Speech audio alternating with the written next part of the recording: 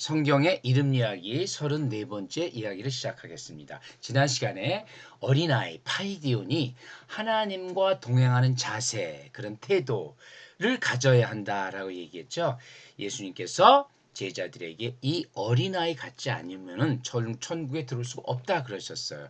그런데 바로 우리가 성경을 살펴보니까 예수 그리스도께서 어린아이 시절에도 파이디온이라는 단어를 썼고, 또 구약의 모세조차도 헬라어로 번역했을 때 파이디온이라는 단어를 썼다는 것을 알 수 있었어요. 그리고 또 가장 중요했던 것이 호세아에서 여호와께서 이스라엘에게 말씀하실 때 이스라엘이 어렸을 때 내가 사랑하여 내 아들을 애굽에서 불렀노라, 그런 말이 나온다 그랬죠. 어린아이, 천국과 굉장히 관계가 있습니다. 오늘은 이 파이디온이 어떻게 천국과 관계가 있는지 한번 살펴보기로 하겠습니다. 천국과 어린아이 파이디온.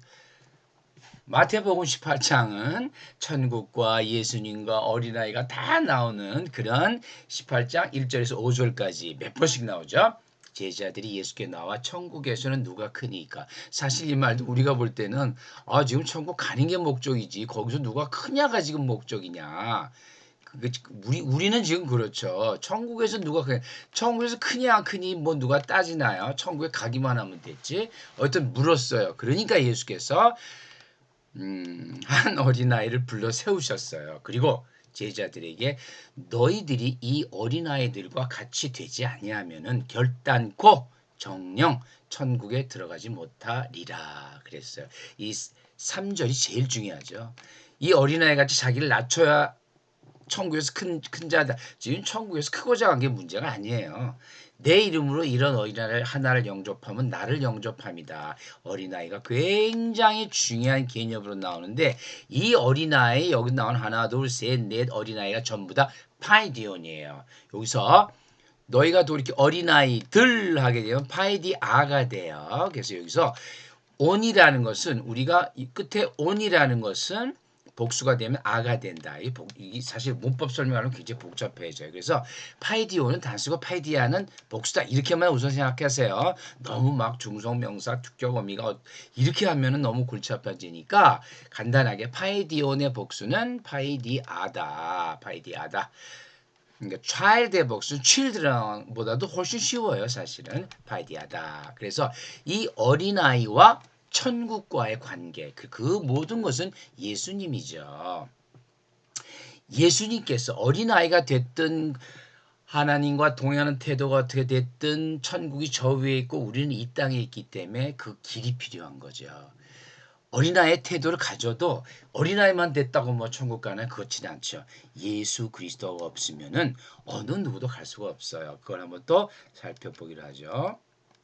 예수, 천국의 길이에요.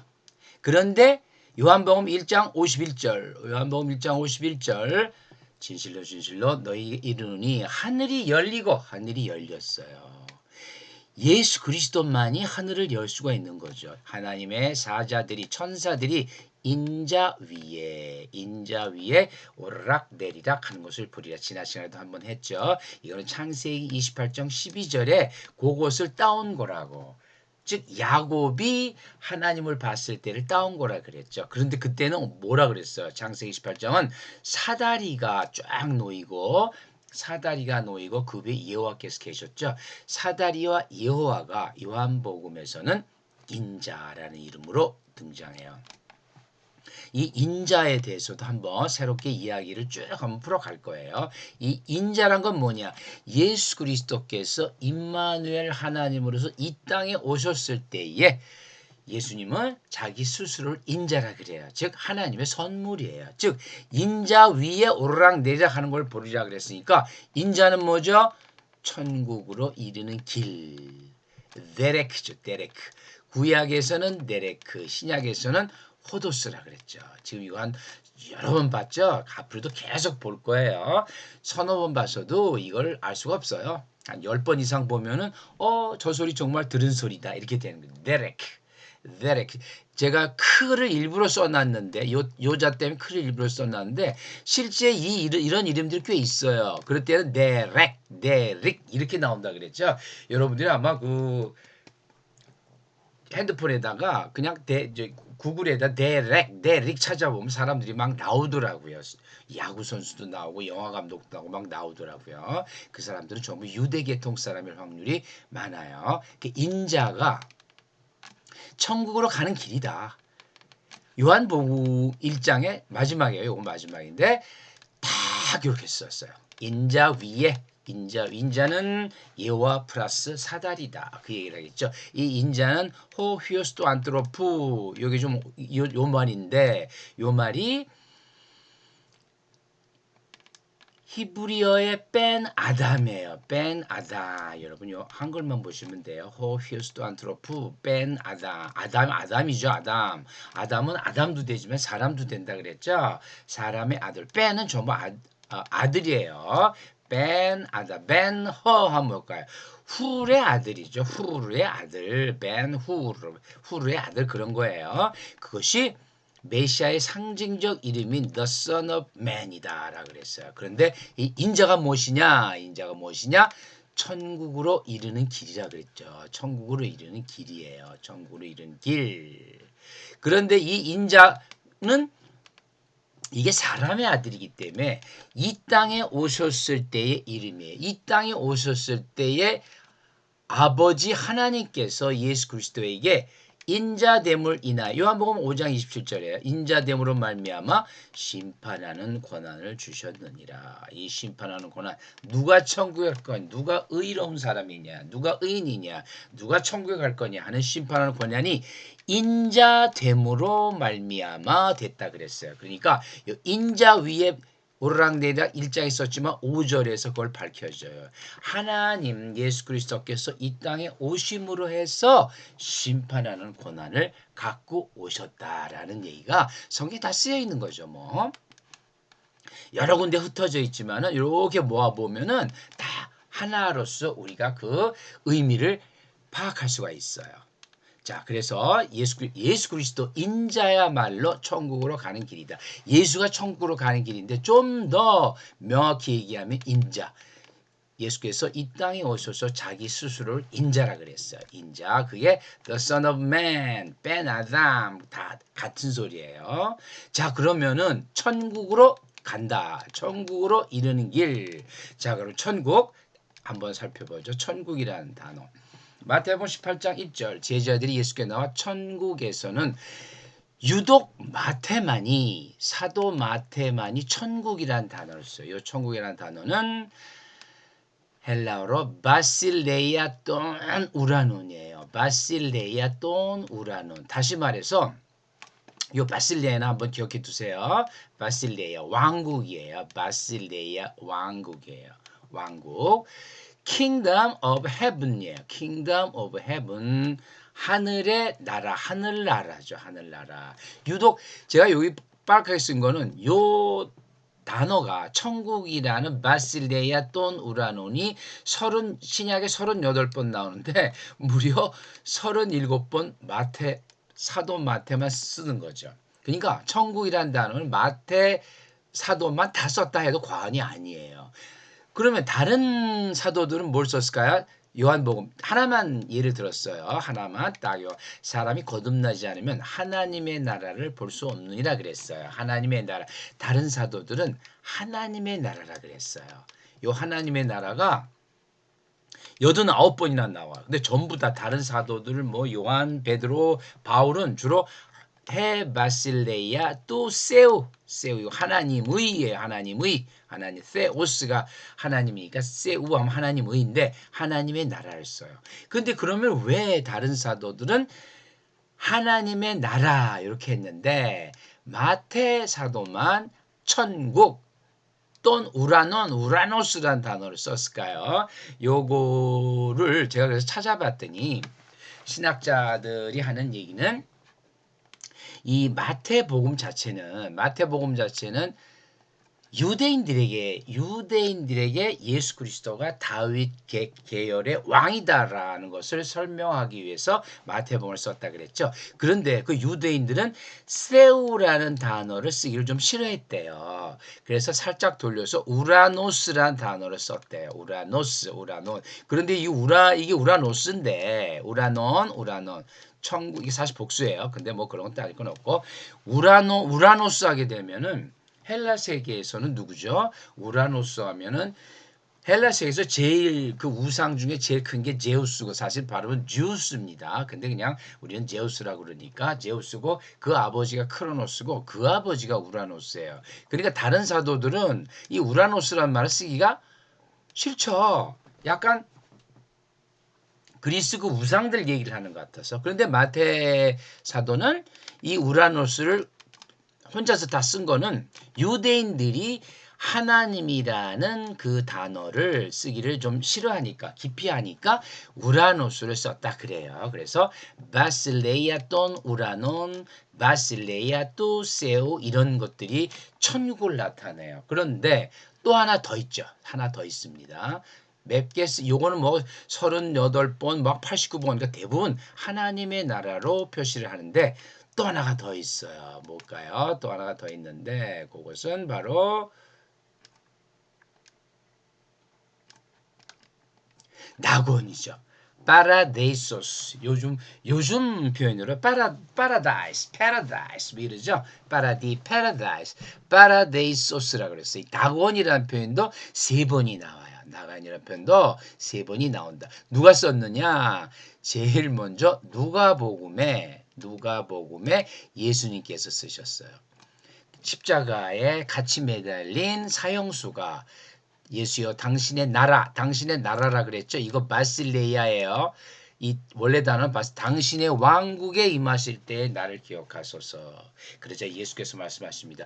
오늘 내가 나와 함께 낙원에 있으리라. 이건 예수께서 직접 말씀하셨어요. 낙원에 파라데이소스예요.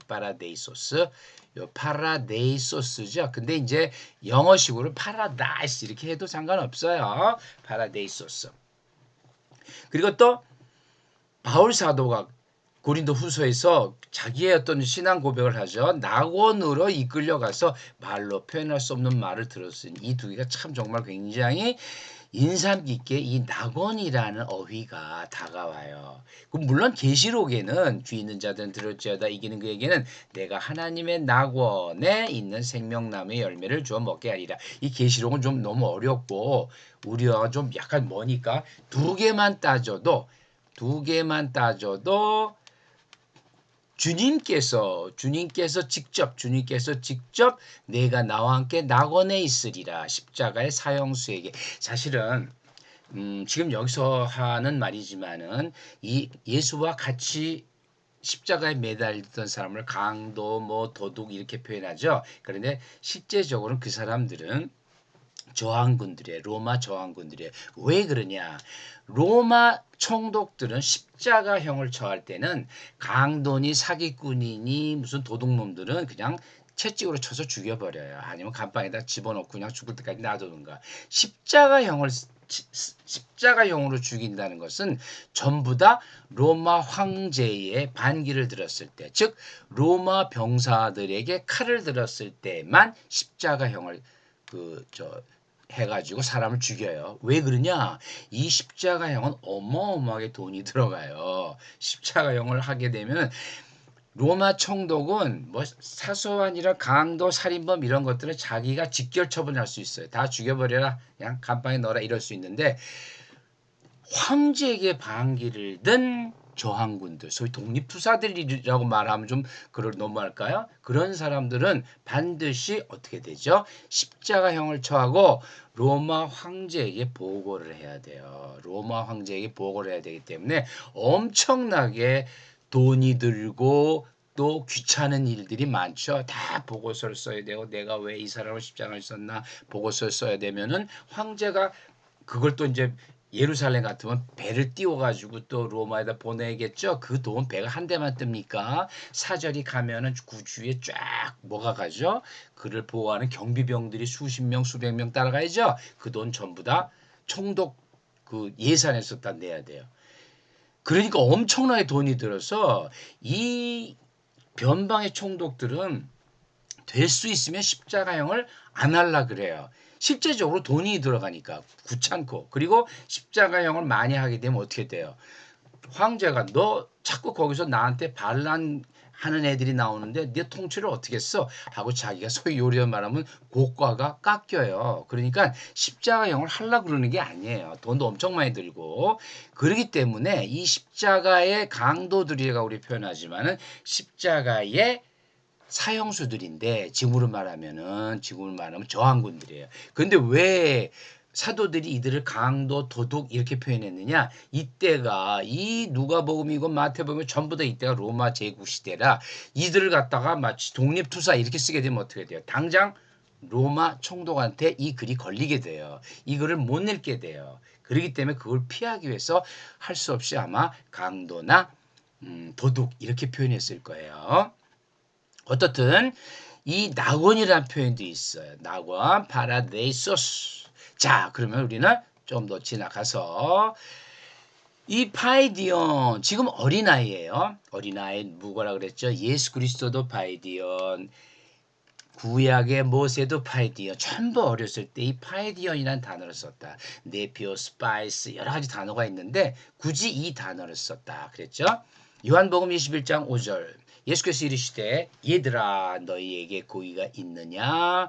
제자들이죠. 제자들에게 뭐라고 말씀하시냐면 얘들아 그래요. 바이디아예요. 복수니까 바이디아. 바이디아가 뭐랬죠? 평소에 이 단어는 7살 미만의 아이들에게 하는 거예요. 예수 그리스도께서 말구유에 있을 때. 그럴 때 하던 그리고 좀 컸을 때 바이디아인데 지금 이 제자들은 몇 살이에요. 거의 30다 되는 사람들이죠. 그런데 얘들아 얼마나 이게 정감이 있는 표현이에요. 얘들아 내 아이들아 너희들 잘못 나는 다 알고 용서했어. 그런 말이죠. 이 바이디아 이렇게 불렀어요. 이미 예수께서는 여기서 넌 사도 베드로한테 네가 나를 사랑하느냐라고 말하기 전에 예수님은 다 용서하시고 오셨죠. 바이디아에서 알 수가 있어요. 바이디아. 우리가 여러분 한번 생각해 보세요. 30살 먹든 20살 먹든 그 청년들 다 큰 애들 보고 할아버지가 아이고 내 아가 그러면 어떻게 해요? 정이죠 정. 엄청난 정이죠. 사랑이죠 사랑. 예수께서 얘들아 할 때 사랑이었던 것이에요. 그러니까 이미 다 용서했죠. 근데 이 파이디아들이 이제 곧 요한복음 끝나고 바로 그 다음 장 사도행전에서 뭐가 되죠? 아포스톨로스 사도가 되는 거예요. 이 사도가 되는 조건 하나 성령님이 오실 때 사도가 되죠. 로이도 복수예요. 그러니까 아포스톨로스는 단수고 사도가 돼요. 이 아포스텔로에서 왔는데 아포스텔로는 무슨 뜻이냐? send 보내다라는 뜻이에요. send 아포스텔로 사도란 건 보내심을 받은 자예요. 보내심을 받은 자 그렇게 생각하시면 돼요. 너에게 고기가 있느냐? 당연히 없죠. 이 말은 무슨 뜻일까요? 얘들아 너에게 고기가 있느냐? 그들이 고기에 대해서는 예수님보다도 훨씬 더 전문가일 텐데 없어요. 요한이 벌써 말했어요. 10여 장 나는 포도나무요 너희는 가지라. 그가 내 안에 내가 그 안에 거하면 사람이 열매를 많이 맺나니 나를 떠나서는 너희가 아무것도 할 수 없음이라. 요한 사도는 이미 다 알고 얘기를 했어요. 나를 떠나서는 코리스 에모 이건 어렵죠. 그냥 자료를 써놓은 거고 apart from me apart from me 나를 떠나서는 그대로죠. You can do nothing. You can do nothing. 너희들은 아무것도 못한다. 이게 무슨 말일까요? 이게 무슨 말일까요? 얘들아 내 제자들아 너희들이 앞으로 사도가 돼서 나의 말 로고스 나를 전해야 할 텐데 나를 떠나서는 예수 그리스도와 이 성령님을 떠나서는 너희가 열매를 맺을 수가 없다. 그런 말이죠. 이 성경은 앞뒤 뭐 여러 가지를 보면은 전부 다 그 얘기를 이해할 수 있게 돼요. 그게 바이디아예요. 바이디아. 자, 그럼 바이디아를 한번 다시 응용을 해보죠. 마태복음에 다시 가보죠. 자, 이 바이디온이 뭐라 그랬어요? 어린아이라고 그랬는데 사도도 바이디온이라고 불렀다 그랬죠. 그러면은 여기다 그대로 사도를 대입해 보는 거예요. 언어를 하는 사람은 그렇게 할 수가 있어요. 같은 단어니까 제자들이 예수께 나와 천국에서 누가 크니까 하니까 예수께서 한 사도를 불러 그들 가운데 세우시고 너희가 돌이켜 사도와 같이 되지 못하면 결단코 천국에 들어가지 못하리라. 누구든지 이 사도와 같이 자기를 낮추는 사도는 낮춰야 돼요. 사도는 높은 사람이 아니라 낮추는 사람이야 돼야 돼요. 천국에서 큰 자다. 천국에서 가장 큰 자가 사실 인간 중엔 사도죠. 그래 자기를 낮춰야 된다는 거죠. 내 이름으로 이런 사도를 영접하면 나를 영접하는 것 똑같이 들어맞는다는 사실을 알 수 있어요. 그게 성경의 엄청난 위대한 성경의 일관성이에요. 성경은 창세기 1장 1절부터 저기 요한계시록 끝까지 전부 다 수많은 사람 40몇 명이 써가지고 다른 문체 다른 용어를 썼지만 다 똑같아요. 그 근본 핵심이 전부 똑같다는 걸 알 수 있어요. 정말 신기한 책이죠. 제가 언어로 이렇게 하다 보니까 이런 것도 제가 다 언어 때문에 이렇게 하는 거예요. 이 어린아이다 사도를 대입해보죠. 왜? 같은 단어니까 똑같이 맞아 들어가죠. 사도와 같이 되지 않으면 믿음이 사도와 같이 되지 않으면 종교에 들어가지 못하리라. 사도가 배운 대로 가르친 대로 해야 돼요. 또 다음에 나오죠. 사도처럼 낮춰야 되고 또 역으로 사도는 자기를 낮추는 사람이에요.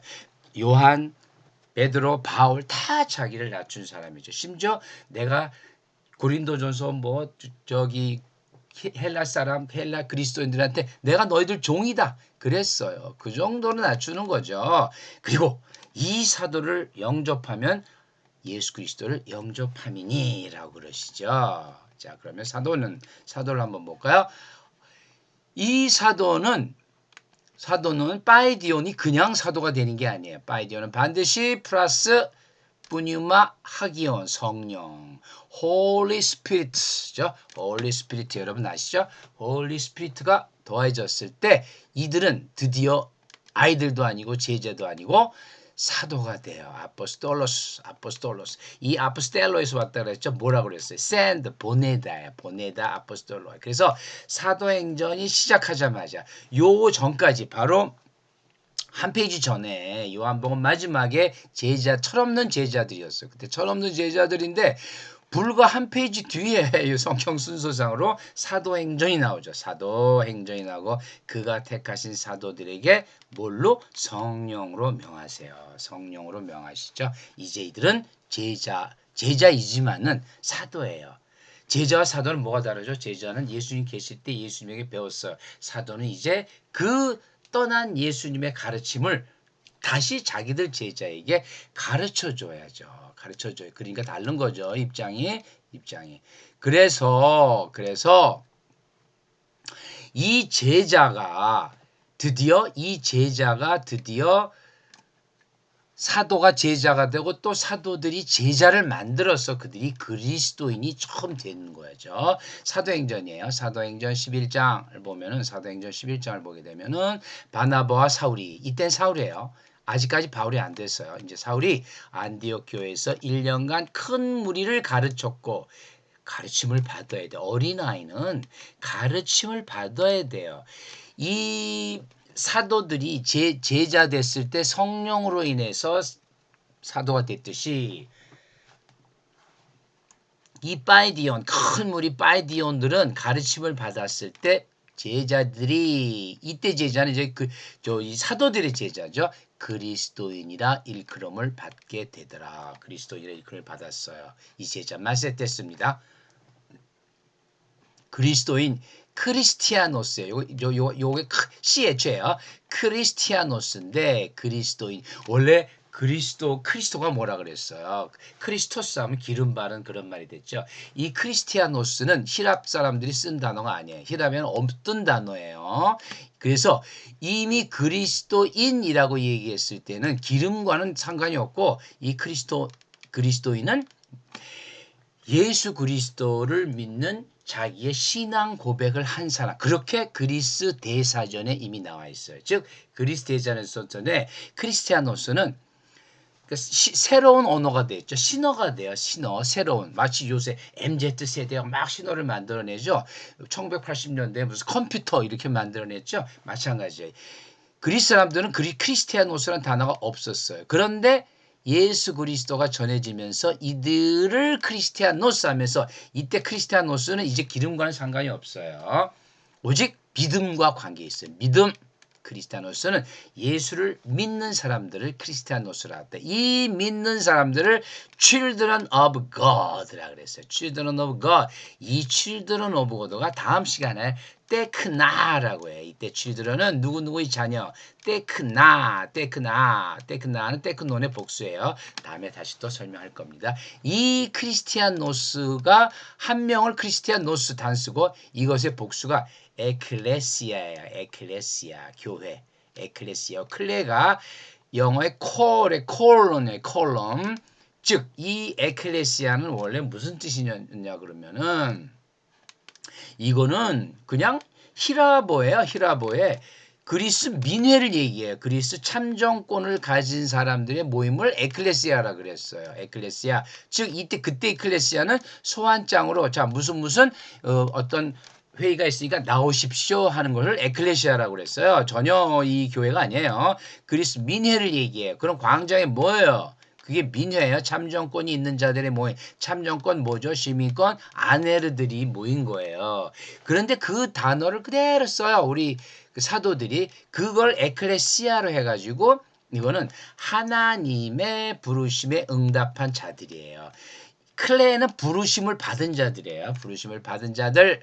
그리고 그래서 그리스에서는 이게 참정권이 있는 자들이 모여가지고 뭐 백악 추방도 하고 결정도 하고 그래요. 그리스 단어예요. 헬라 단어예요. 이거는 크리스티아노스는 새로 만든 단어고 이들의 모임은 교회라고 그랬어요. 사도들이 이렇게 썼어요. 하나님의 부르심에 응답한 자들의 모임이에요. 응답한 자들도 되고 그러니까 교회란 말은 지금 우리는 이제 교회가 사람들이 모이다 보니까 건물이 있어야 돼가지고 건물로 주로 쓰이는데 그런 말 원래는 그런 말이 아니에요. 이 교회라는 것은 믿는 자들의 모임이에요. 그 믿는 자들도 되고 믿는 자들의 모임. 즉 교회는 사람을 나타내는 거죠. 사람을 나타내는 그 사람 이것이 하나님의 자녀가 돼야 되죠. 그것이 테크나야 테크나. 자. 그래서 다음 시간에 이번 시간은 사실 여기서 끝나고요. 다음 시간에 이제 테크논 하나님의 자녀들 테크나 요한복음 1장 12절에 영접하는 자 곧 그 이름을 믿는 자들에게는 하나님의 자녀가 되는 권세를 주셨으니 이 하나님의 자녀가 테크나예요. 테크나다가 되려면 반드시 뭐가 필요하죠? 제자에서 사도가 되려면 성령이 필요했고 또 가르침이 필요했고 이 하나님의 자녀가 되려면 믿음이 필요한 거죠. 믿음. 성경에서 가장 중요한 것은 하나님의 사랑과 그 하나님의 이름을 믿는 믿음이에요. 즉 이것이 성경의 모든 것이에요. 사실. 그래서 이 강의, 이 이야기는 즉 하나님의 사랑과 그 하나님을 믿는 믿음에 관한 이야기예요. 이제 우리 이야기를 총체적으로 정리하고 앞으로의 방향을 제시해 보면은 하나님의 사랑이 어떻게 우리에게 왔는가 그리고 그 하나님을 믿었던 믿음의 선진들의 이야기예요. 이 믿음을 하나님께서 의라 그러셨고 의로운 자라고 칭함을 받아야 구원이 있고 구원을 받아야 저 천국에 대한 우리가 지금 공부했던 천국에 대한 소망이 생기는 거죠. 그래서 다음 시간에 테크나와 믿음에 대해서 한번 이야기를 해보겠습니다. 감사합니다.